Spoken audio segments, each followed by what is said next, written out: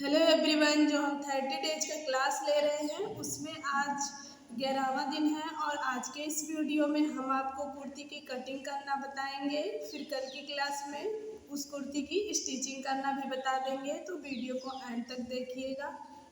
तो सबसे पहले बॉडी का नाप लेकर एक नोटबुक में लिख लेंगे और यहाँ पे आप देख सकते हैं कि चेस्ट 34 है और वेस्ट राउंड है 30 और हिप राउंड 35 है। तो इन तीनों मेजरमेंट में जिसका मेजरमेंट सबसे ज़्यादा होगा उसका चौथाई भाग लेंगे। तो हिप का मेजरमेंट सबसे ज़्यादा है इसलिए हिप का चौथाई भाग ले लिया। तो हिप का चौथाई भाग लेने पर 8.75 आया। इसमें 2 इंच सिलाई मार्जिन ऐड कर दिया। 2 इंच सिलाई मार्जिन जोड़ने के बाद 10.75 इसका मेजरमेंट आया। अब 10.75 हम कपड़े को फोल्ड करेंगे इस तरह से 4 बार फोल्ड करने के बाद इसका जो चौड़ाई है वो 10.75 होना चाहिए।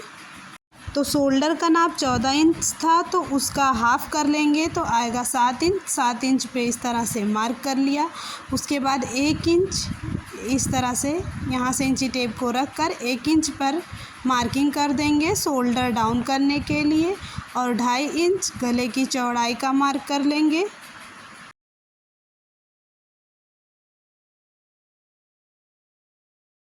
अब इस तरह से स्केल की मदद से लाइन ड्रॉ कर लेंगे।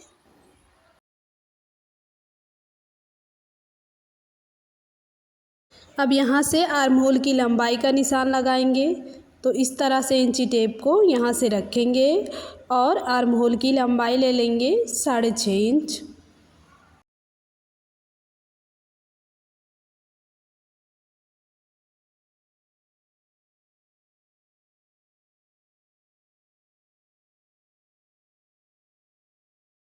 अब इस तरह से लाइन ड्रॉ करने के बाद इंची टेप को इस तरह से फोल्ड करेंगे और 6.5 का हाफ ले लेंगे। अब यहाँ से इस तरह से इंची टेप को रखेंगे और 2 सूत 1 और 2 ये जो है ये 2 सूत अंदर की तरफ और 2 सूत बाहर की तरफ निशान लगा लेंगे।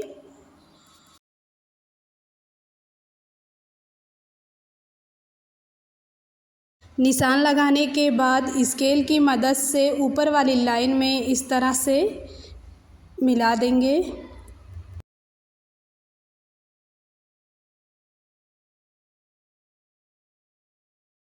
और यहाँ पे आधा इंच पे निशान लगा लेंगे इस तरह से।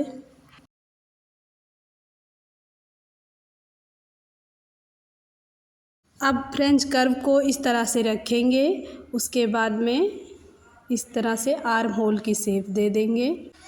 और अगर आपके पास फ्रेंच कर्व नहीं है तो आप हाथ से भी इसकी शेप दे सकते हैं। अब इसके बाद हम गले की लंबाई का निशान लगाएंगे। तो गले की लंबाई हमको 5 इंच चाहिए इसलिए 5 इंच ले रहे हैं। अगर आपको थोड़ा सा बड़ा चाहिए गले की लंबाई तो आप 6 इंच भी ले सकते हो। और इस कुर्ती में गले में हम कुछ डिज़ाइन बनाएंगे इसलिए यहाँ से इंची टेप को रखेंगे और 5.5 इंच पे निशान लगा लेंगे।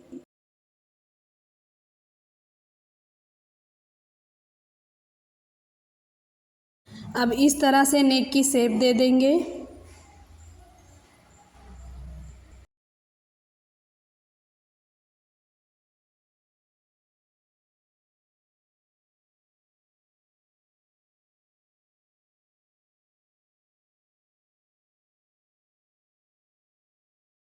नेक और आर्म होल दोनों का निशान लग चुका है। अब हम चेस्ट की मार्किंग करेंगे। तो ये चेस्ट यहाँ पे हमें कितना रखना है पहले मेजरमेंट को देख लेते हैं। तो चेस्ट राउंड है 34 इंच। तो 34 को जब हम 4 से डिवाइड करेंगे तो हमको मिलेगा 8.5 इंच। अब यहाँ पे 8.5 इंच पर निशान लगा लेंगे। निशान लगाने के बाद में यहाँ से इंची टेप को रखेंगे और 7 इंच पर निशान लगा लेंगे कमर की लाइन के लिए। अब कमर की लाइन इस तरह से सीधी लाइन खींचनी है। अब ये हमारी कमर की लाइन हो गई। अब कमर देखते हैं कि कितना है। तो ये वेस्ट राउंड जो है वो है 30 इंच। तो 30 को भी जब 4 से हम डिवाइड करेंगे तो हमको मिलेगा 7.5 इंच। सभी मेजरमेंट को हम 4 से इसलिए डिवाइड कर रहे हैं क्योंकि ये कपड़ा हम 4 फोल्ड में करके लिए हुए हैं।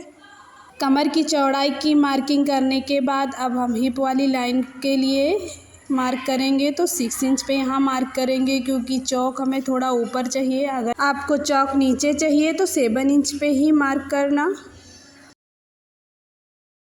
अब हमें हिप वाली लाइन भी मिल गई। अब हम देख लेंगे कि हिप राउंड कितना है। तो हिप राउंड 35 है। तो 35 को भी जब 4 से डिवाइड किए थे तो हमको मिला था 8.75। तो 8.75 पर इस तरह से निशान लगा लेंगे, यानी कि 9 इंच में 2 सूत कम। अब इन तीनों की मार्किंग करने के बाद तीनों मार्क को आपस में मिला देना है।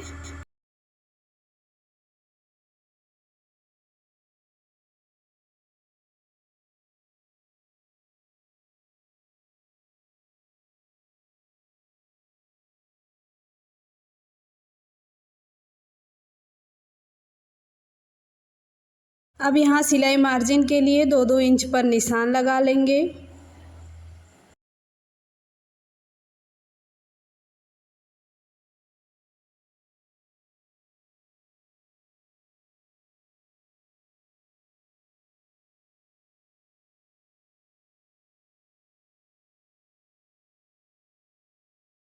अब कुर्ती की मार्किंग पूरी हुई तो कुर्ती की लंबाई के लिए इस तरह से शोल्डर से इस तरह से इंची टेप को रखकर इसका हाफ लेना है और जहाँ पे भी हाफ आता है वहाँ से इंची टेप को रखना है और कुर्ती की लंबाई ले लेनी है। तो कुर्ती की लंबाई हमको 35 इंच पे तैयार चाहिए। तो 35 पे इस तरह से निशान लगा लेंगे। उसके बाद 2 इंच और हम नीचे फोल्ड कर कर सिलाई करने के लिए ले लेंगे। तो अब सारी मार्किंग पूरी हो चुकी है। अब चलिए फटाफट से कट कर लेते हैं। तो इस तरह से शोल्डर को डाउन करते हुए कटिंग को करेंगे। तो पहले हम बैक वाले आर्म होल की कटिंग करेंगे, फिर बैक वाले पार्ट को निकालकर फ्रंट वाले आर्म होल की कटिंग कर लेंगे। तो इस तरह से कटिंग कर लेंगे।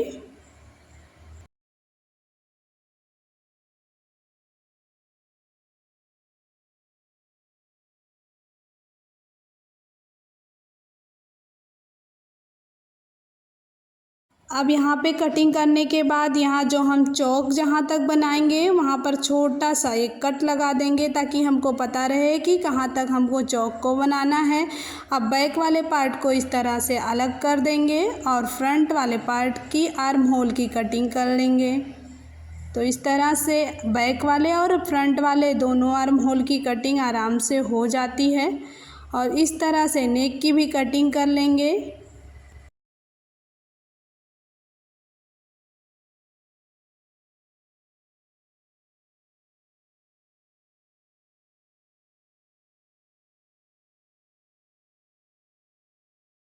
तो आप देख सकते हो कि नेक की कटिंग करने के बाद यह नेक डिज़ाइन आपको कैसा लग रहा है, आप खुद ही देख सकते हो। फिर ये बनने के बाद और भी अच्छा लगेगा ये वाला नेक। तो फ्रंट वाले नेक की कटिंग करने के बाद अब हम बैक वाले नेक की कटिंग करेंगे। तो उसके लिए भी नेक की चौड़ाई 2.5 इंच लेंगे और इसकी लंबाई भी हम 2.5 इंच लेंगे क्योंकि ये कुर्ती हम बना रहे हैं, इसलिए इसकी नेक की लंबाई जो है वो हम 2.5 इंच ही रखेंगे। और इस तरह से बॉक्स बना के गोलाई दे देंगे।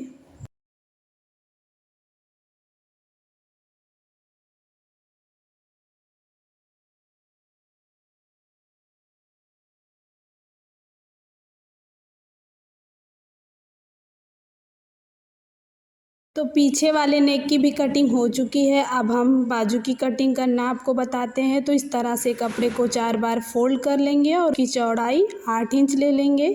देख सकते हैं आप, इसकी चौड़ाई 8 इंच है 4 बार फोल्ड करने के बाद।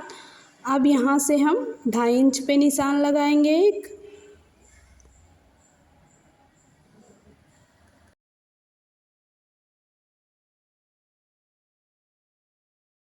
और इधर से भी 2.5 इंच पर निशान लगा लेंगे।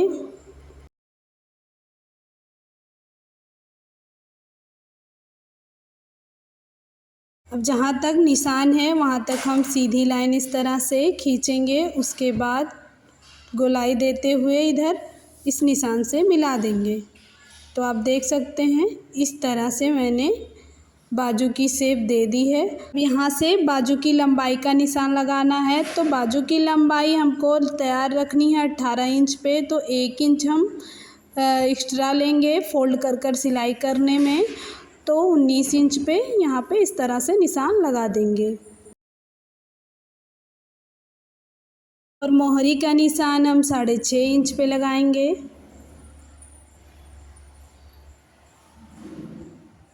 इस तरह से